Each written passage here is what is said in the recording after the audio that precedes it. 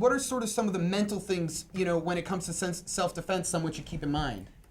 Well, it's the willingness to act. Because what you'll notice with almost everyone is that even people that talk a big game that are really tough, when it comes time to act at that moment, getting themselves to actually do the right thing at the right moment is the biggest hurdle. Just because they have the ability, unless you have the willingness, it doesn't count for anything. Yeah. It has to be right there at the moment. I was at a party one day, big huge guy who was the security guy for the band that had just played. Anyway, we're at an after party. He's drunk, just demolished, right? And starts beating the crap out of his girlfriend for like no reason.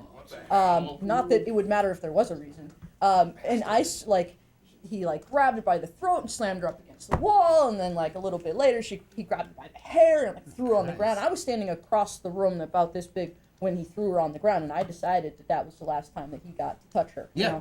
You know? So I stood between him and her for the next like hour or two, just kind of sipping my beer, talking with people, but just physically between the two of them. Now, this party was full of like huge muscular bodybuilding dudes, right?